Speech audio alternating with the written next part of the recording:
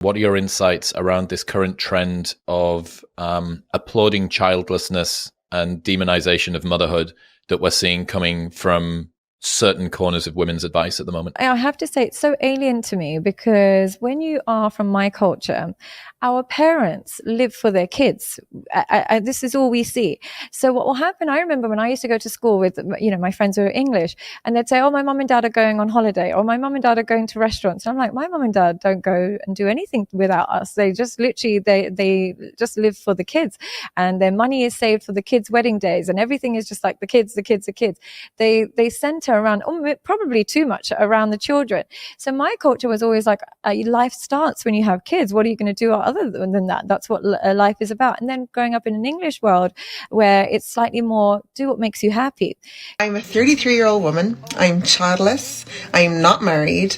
And I really want to find other like-minded women who are just in a place where they're happy and they feel free and they just want to explore and live their best life without the weight of societal pressure. Okay, and I'm never going to be a mom. I'm child-free by choice and have no intentions of ever becoming a parent. So by your logic, I should work every single holiday until I retire so that somebody else can create memories at the expense of making my own? Someone just told me to hurry up and have kids before it's too late.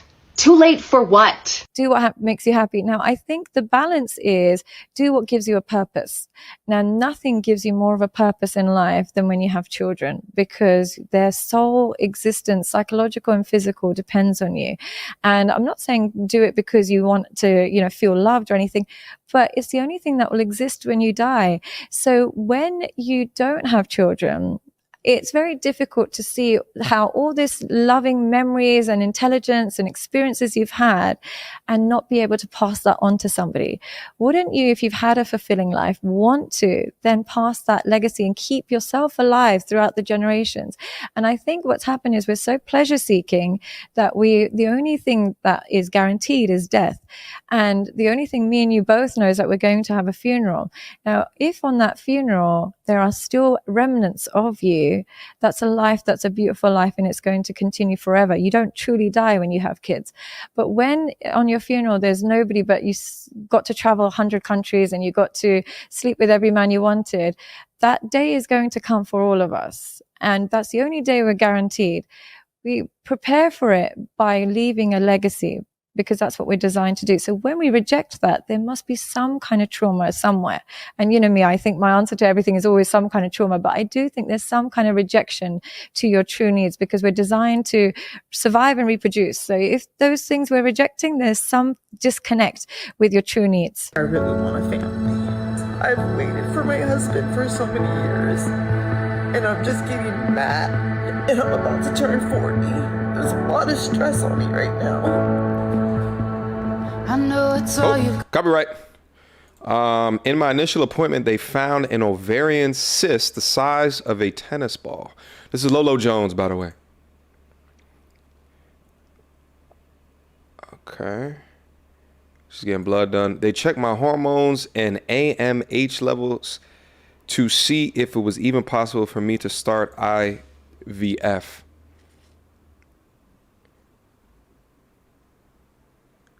Meetings with Dr. Chappelle and the senior. Okay, what's she saying? Hormone levels are normal, so we're gonna proceed with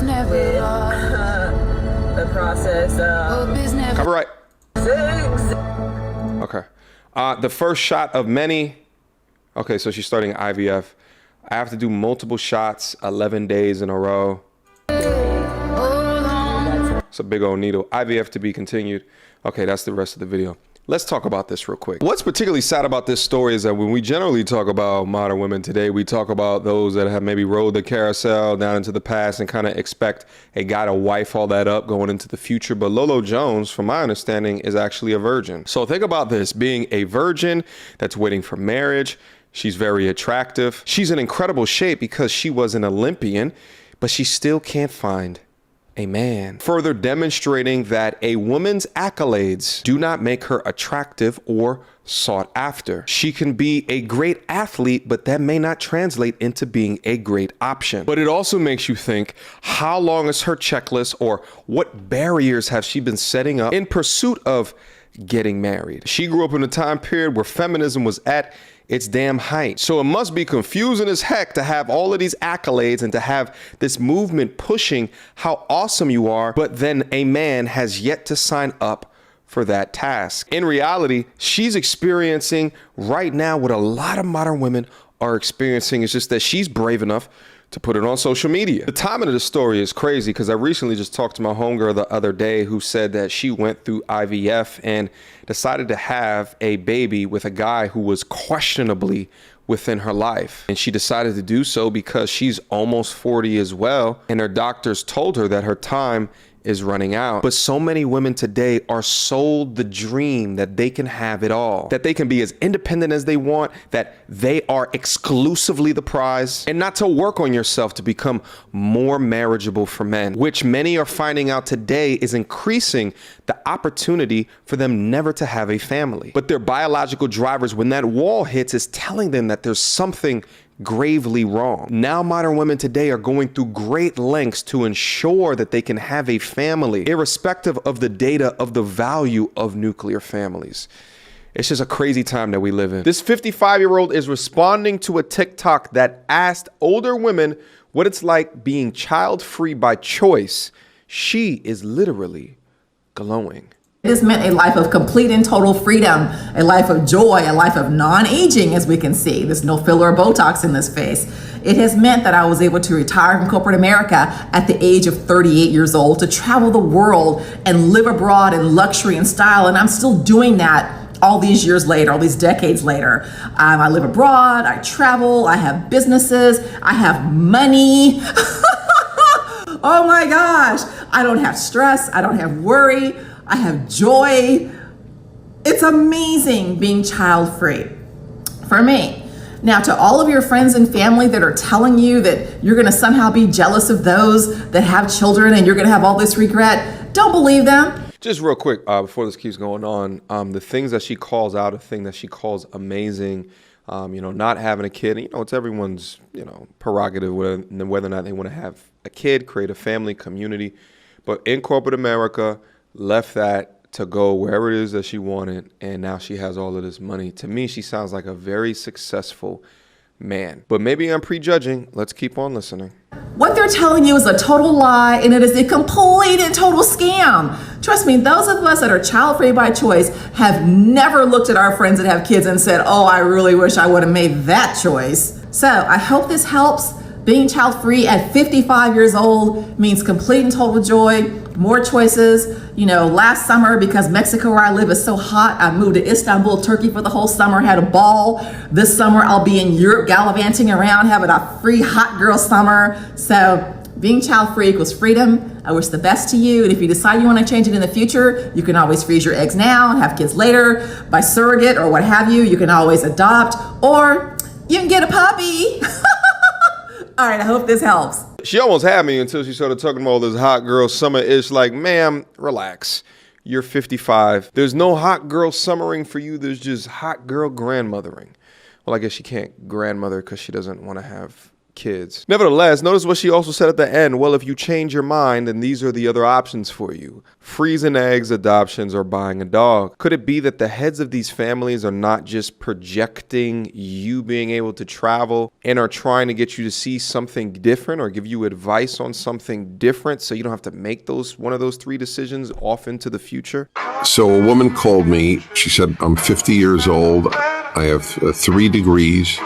I'm a very successful entrepreneur, CEO, and I want you to know, Dennis, I deeply regret that I followed the feminist advice at college, because when I come home after a successful day at work to an empty home, no husband, no children, no family, it's not good. And there's a study out of the University of Pennsylvania from the Population Aging Research Center that goes over loneliness and depression in middle and old age. Are the childless more vulnerable? I'm going to leave a link to the study down in the description box down below so you guys can do more reading. But if you just go down to the abstract, you will see childless women are 46% more likely to report high depression compared to mothers. Now, if you go down to the depression section of this scientific study, you'll see here that poor health was the strongest predictor of depression for both men and women, which I found very interesting because we talk about all day that health is really your wealth and not so much as the monetary version of wealth. Childlessness became significant for women in Model 2 once the effects of marital status were controlled for. Net of other effects, childless women appeared to be more depressed than those who had children. Work status and living alone were not significant. Although there was no significant difference for the never married, the formerly married women were significantly more depressed compared to currently married. For men, childlessness did not appear to have any significant effects on the level of depression. So again, the impact of having a child has shown within studies to have less of an impact on men than to women. Working for pay significantly reduced depression. Again, guys, having your purpose. But the effect of living alone disappeared once marital status was controlled. Now, if you take that study and you marry it to this study by Morgan Stanley, which predicts that 45% of women will be single by 2030, then you begin to understand the issue. Single men are lonely, but single women are empowered, which seems to be a little bit dig at that article that came out not too long ago, which was talking about the impact of loneliness amongst men. While I pulled up for you guys in Psychology Today, when they reference single women, they showed them as almighty and full of power. Yep, you read that right. It's estimated that 45% of women ages 25 to 44 will be single by 2030, according to Morgan Stanley. With the modern dating market, nearly half of women in their childbearing years will be without a male counterpart. There's a few different reasons for this prediction, and they call out that they're focusing on their careers, going to grad school, traveling, and friends in extended social circles. Also, too, they're not having babies like they used to with all this birth control around, treatments for infertility. I like to add on that there's a culture that supplants, I don't need no man, I'm strong and independent, which they're touted for as being empowered within. But again, if a man is strong and independent, then he's an incel. The more women that are unable to complete their biological imperative of creating a family, the more that will be depressed into the future. And I'm sure the pharmaceutical companies are extremely happy about these numbers. I am a 51-year-old single mom who lives at home with my parents, and I'm the happiest I have ever been. No. What? Come on, you don't want to go to bed? It wasn't always this way, so stick with me here. After graduating from college, I moved a lot and often far from home. I spent most of my adult life working as a broadcast journalist. I had a dream career. I worked at CNN's Headline News for 7 years. I've interviewed phenomenal women like Janet Jackson and Misty Copeland. I've lived in New York, Doha, Qatar, and traveled to fabulous cities around the world. From the outside looking in, my life probably looked pretty amazing. And sometimes it was. The reality is more complex. I was often alone, expecting to meet a great guy and start a family. When that didn't happen, I decided at age 43 it was time to freeze my eggs. Then at 46, it was time for IVF, using those eggs and sperm from a sperm bank. You think Bumble is stressful? Try picking sperm. When IVF didn't work, I decided it was time to adopt. I kept telling myself the right baby would find me, but eventually realized leaving Doha could improve my odds of being matched with a baby. And that is exactly what happened. Within 8 months of leaving my dream job and moving home to my parents' studio apartment above the garage in Houston with no job lined up, I met my beautiful baby boy, Avery. The journey is not how I planned it, but I wouldn't change a thing. I really wonder what the first woman would say to this woman giving advice to younger women that are fulfilling everything in a corporate environment, traveling all across the world, not pausing or stopping to consider what their lives are going to be like in their 50s and their 60s and beyond. I wonder what she would say to her. Would you say just don't listen to her? She don't know what she's talking about. She's just projecting. And a little bit over a week ago, you got to celebrate Mother's Day. It's a wonderful day. It's an easy holiday. Your husband gets you flowers. Your kids maybe make you breakfast. Mine are too young. I just feel excited that I get to be in the game of Mother's Day. There's no greater job. I've said this over and over and over again. Nothing more important and nothing more rewarding than being a mother. And I want to start there because it's got me thinking about how much the intentional disappearance of mothers has contributed to virtually every societal ill. Wave of feminism that started telling women that it wasn't just enough to have equality with men. It wasn't just enough to say women can now go to work, but now it was sort of this idea that it was incumbent upon women to go to work, right? You should want to be just like a man, not just have equality, but be men, go to work, climb the corporate ladder. All of these things that I am convinced do not make a woman feel fulfilled. I think at the end of the day, we all have our unique experiences to live on this planet. And I'm not going to shame someone of what they say is their happiness or their existence on said planet. But man, while you do look great for your age, you're not a hot girl. And I don't even know why at 55 years old, you would want to even compare yourself to that. To all 29.1 women that are watching this video right here, consider what you want to do out your life, what would truly make you joyous and truly make you happy. To all the guys like this, if you meet women out there that are more focused on the bag or more focused on jet setting and haven't been focused on creating marriageable, worthy skills throughout their life and how to support you within your program, then leave them by the wayside. Questions, comments, concerns. Y'all already know what to do. Mediocre tutorials and reviews at gmail.com.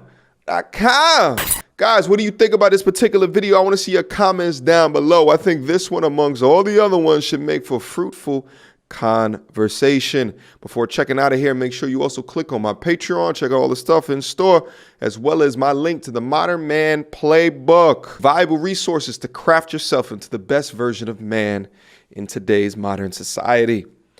Until next time, YouTube. Peace. You don't wanna see me get vexed. Bars on your phone, tell them you can't jack. The big girl, the ones who can't stretch. Breaking the neck when we in the car next. You don't wanna see me get vexed. Bars on your phone, tell them you can't jack. The big girl, the ones who can't stretch. Breaking the neck when we in the car next. That bar, need defibrillation ASAP. Get boxed with a straight guy. I'm reminded of mind state daylight. Every time that they incline, we go way back. All they wanna be is just ruthless. Never seen warfare.